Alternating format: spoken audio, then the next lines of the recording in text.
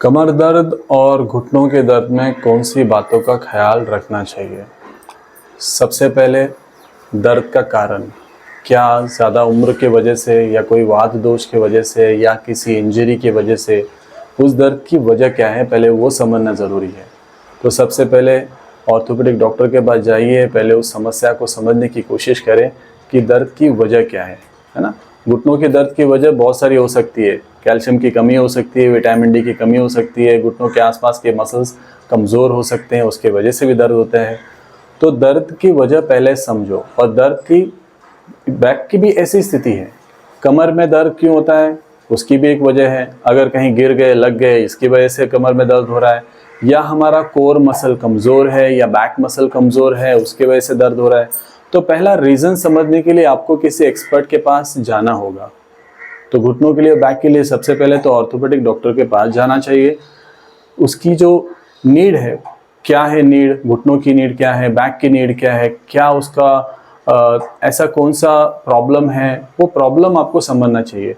तो उस प्रॉब्लम के हिसाब से जब आप योग अभ्यास शुरू करते हो, जब आप टीचर को बताते हो कि ये समस्या है, तो टीचर उसी तरीके से वो आपको अभ्यास सिखाना शुरू कर देता है ना। अगर घुटनों के मसल कमज़ोर होने की वजह से घुटनों में दर्द है, तो वो उसके मसल को मजबूत करने वाले आसन या एक्सरसाइज आपको सिखाना शुरू करेंगे। अगर कोर की वीकनेस की वजह से बैक में पेन आ रहा है, तो कोर को मजबूत करने के लिए वो अपनी एक्सरसाइज या योग अभ्यास शुरू करेंगे। तो इसलिए दोनों के जो पेन है, इससे पहले आपको उसको समझना होगा कि वो वजह क्या है। एक बार वजह समझ में आ गई, तभी आप उस पर काम कर सकते हो।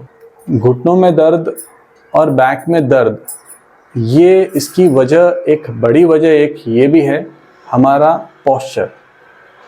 हम कैसे उठते हैं, कैसे बैठते हैं। अक्सर हम ज़्यादातर एक हाथ रखकर बैठते हैं या सीधे सीधे बैठ जाते हैं। ऐसे ना करते हुए दोनों हाथों का सपोर्ट लेकर उठें। चेयर पर बैठ रहे हैं या उठ रहे हैं तो चेयर का जो आर्म रेस्ट है उस पर हाथ रखकर उठें या उस पर हाथ रखकर बैठें।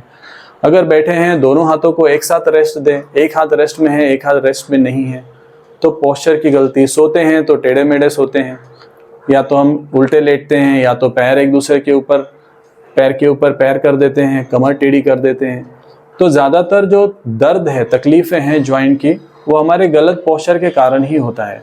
जब आप बैठते हैं तो हमारी गर्दन आगे आ जाती है, पीठ झुक जाती है, कंधे आगे आ जाते हैं, क्योंकि हम 5-5, 6-6 घंटा अगर हम काम कर रहे हैं तो हमें पता ही नहीं चलता कि हमारे पोस्चर कैसे है, और उसी की वजह से फिर वो दर्द शुरू हो जाता है, क्योंकि आपका जो बॉडी का अलाइनमेंट है वो बिगड़ने लगता है और उसका असर जॉइंट पर आता है ना। जब हाथ आगे आ जाता है तो हाथों से कंधा आगे आ जाता है, कंधे से, कंधे की वजह से कॉलर में दर्द, कॉलर की वजह से गर्दन में दर्द, फिर धीरे धीरे जाकर फिर वो सर्वाइकल स्पॉन्डिलाइटिस का रूप लेने लगता है। इसकी वजह से हाथों में दर्द आने लगता है, फिर धीरे धीरे कमर में दर्द, कमर से फिर पैर में साइटिका का दर्द। तो पोस्चर अगर आपका सही हो तो आपका 50% आपका जो प्रॉब्लम है वहीं पर सॉल्व होगा, और फिर 50% जो है योग अभ्यास से वो आपको काफ़ी नियंत्रण में आ जाएगा। लेकिन एक बात हमेशा ध्यान दीजिए कि ये जो पेन है, घुटनों की हो या बैक की हो या गर्दन की भी हो, इसका एक ही तरीका है इसको ठीक रखने का या मेंटेन करने का, वो है योग अभ्यास। योग अभ्यास में हम तीनों ही एरिया के, कमर के हो, घुटनों के आसपास के मसल्स हो, उनको मजबूती देने का काम करते हैं। जो भी अभ्यास हम सीखते हैं तो उससे मसल जो है वो शक्तिशाली बनते हैं, जिससे कि जॉइंट पर वजन कम आता है, प्रेशर कम आता है, और फिर पेन में भी कमी आती है।